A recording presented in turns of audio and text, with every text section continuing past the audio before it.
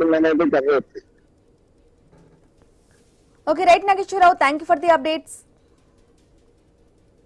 ఆంధ్రప్రదేశ్లో జూనియర్ డాక్టర్ల ఆందోళన కొనసాగుతోంది. తమ డిమాండ్ల సాధన కోసం జూనియర్ డాక్టర్లు చేపట్టిన ఆందోళన నేడు రెండో రోజుకు చేరింది. ఇవాళ కూడా అత్యవసర సేవలను మినహాయించి ఇతర వైద్య సేవలను బహిష్కరిస్తూ నిరసన కొనసాగించనున్నారు. తమ సమస్యలను ప్రభుత్వం వెంటనే పరిష్కరించాలని జూనియర్ డాక్టర్లు డిమాండ్ చేస్తున్నారు. జూనియర్ డాక్టర్ల ఆందోళన నేపథ్యంలో ప్రభుత్వ ఆసుపత్రుల్లో వైద్య సేవలపై ప్రభావం పడే అవకాశం ఉంది. అత్యవసర సేవలకు మాత్రం ఇబ్బందులు కలగకుండా ప్రత్యామ్నాయ ఏర్పాట్లు చేస్తున్నట్లు అధికారులు చెబుతున్నారు. తమ డిమాండ్లపై ప్రభుత్వం స్పష్టమైన హామీ ఇచ్చే వరకు ఆందోళన కొనసాగిస్తామని జూనియర్ డాక్టర్లు స్పష్టం చేస్తున్నారు. దీంతో ప్రభుత్వం జూనియర్ డాక్టర్ల మధ్య చర్చలు, తదుపరి పరిణామాలపై ఉత్కంఠ నెలకొంది.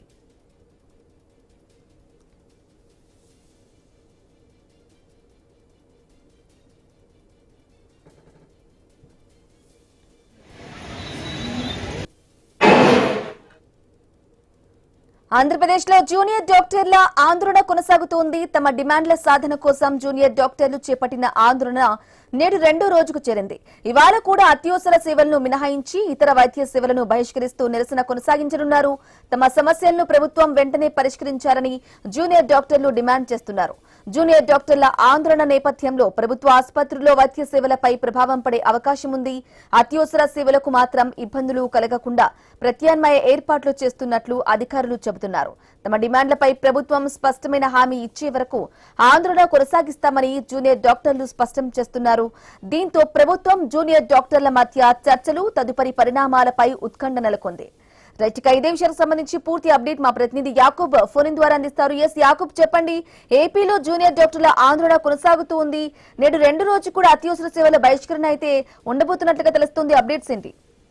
ఖచ్చితంగా ఇప్పటికే జోడాల ఆందోళన ఉధృతం చేశారు. సుమారుగా 8 రోజుల నుంచి సమ్మెబాటులో ఉన్న జోడాల ముందుగా 6 రోజులు ఉదయం 10 గంటల నుండి సాయంత్రం 5 గంటల వరకు వాళ్ళ నిరసన అయితే వ్యక్తం చేసిన పరిస్థితి. ఆ తర్వాత అప్పటికి ప్రభుత్వం దిగి రాకపోవడంతో నిన్నటి నుంచి సుమారుగా నిన్న ఈ రోజు రెండో రోజు చేరింది. రెండో రోజు పూర్తి స్థాయిలో ఎమర్జెన్సీ సర్వీసులను కూడా చూడాలా ఆపివేసిన పరిస్థితి. అయితే దీంట్లో కీలకమైన పాత్ర ప్రభుత్వ హాస్పిటల్లో, అదేవిధంగా వీళ్ళ పాత్ర ఎక్కువగా ఉంటుంది. ఎక్కడ ఏ చిన్న సంఘటన జరిగినా పేషెంట్ హాస్పిటల్కి వచ్చిన తర్వాత డిశ్చార్జ్ వరకు వీళ్ల పాత్రనే ఎక్కువగా ఉంటుంది. అయితే దీంట్లో ఎంబీబీఎస్ డాక్టర్లతో పాటు పీజీ, అదేవిధంగా పీజీ చేసిన వాళ్ళు పూర్తి స్థాయిలో ఈ జూనియర్ డాక్టర్లుగా చెప్తారు. అయితే వీళ్ళు జూనియర్ డాక్టర్ల పాత్ర ఇప్పుడైతే ప్రభుత్వ హాస్పిటల్లో ఖచ్చితంగా 90% పైన జూనియర్ డాక్టర్ల పాత్రే ఉంటుంది. అటువంటి జూనియర్ డాక్టర్లు ఇప్పుడు సమ్మెకు దిగటం, అదేవిధంగా ఎమర్జెన్సీ సర్వీసులు అంటే ప్రస్తుతం ఉన్న డాక్టర్లని ఎక్కడైనా సెలవులో ఉంటే వాళ్ళని సెలవులు ఆపివేసి ఖచ్చితంగా డ్యూటీలు రావాలని కూడా చెప్పారు. అదేవిధంగా ఎక్కడైనా ప్రైవేట్ హాస్పిటల్లో సరిగ్గా అంటే ప్రభుత్వ డాక్టర్లు ప్రైవేట్ హాస్పిటల్ కూడా రన్ చేస్తున్న పరిస్థితుల్లో వాళ్ళు కూడా ఖచ్చితంగా డ్యూటీ సమయంలో ఎక్కడ బయటకు వెళ్ళకూడదు అనేది కూడా ప్రభుత్వం అయితే గట్టి చర్యలు అయితే చేపట్టింది. అయితే ప్రస్తుతం ఎటువంటి కొంతవరకు ఇబ్బంది లేకపోయినప్పటికీ చాలా వరకు పేషెంట్లు వాళ్ళ అంటే ఖచ్చితంగా అక్కడున్న పరిస్థితులు ప్రభావం ఆ పేషెంట్లకు జాగ్రత్తలు పాటించాల్సిన పరిస్థితులు కొంత ఉన్నాయి అని కూడా చెప్పుకోవచ్చు. అయితే జూనియర్ డాక్టర్లు లేకపోవడంతో కొంత ఇబ్బందికరమైన వాతావరణం కొనసాగుతుంది అని కూడా ఒక పక్కన వస్తుంది. ఈ నేపథ్యంలో నిన్న చర్చలు జరపడానికి ప్రభుత్వం సుముఖం చూపించింది. అయితే అక్కడ వీళ్ళ పర్సంటేజ్ అంటే ముందుగా వీళ్ళకి 30% వాళ్ళు అడిగారు. అయితే స్టైఫండ్ కి సంబంధించి వాళ్ళు 3% మాత్రమే ఇస్తానన్నారు. కానీ 15% స్టైఫండ్ ఇస్తేనే కానీ మేము ఈ సమ్మె ఆపము అనేది కూడా ఖచ్చితంగా చూడాలైతే ఇప్పటికైతే డిమాండ్ చేస్తున్న పరిస్థితి. ఇంకా 2-3 సమస్యలు ఉన్నాయి.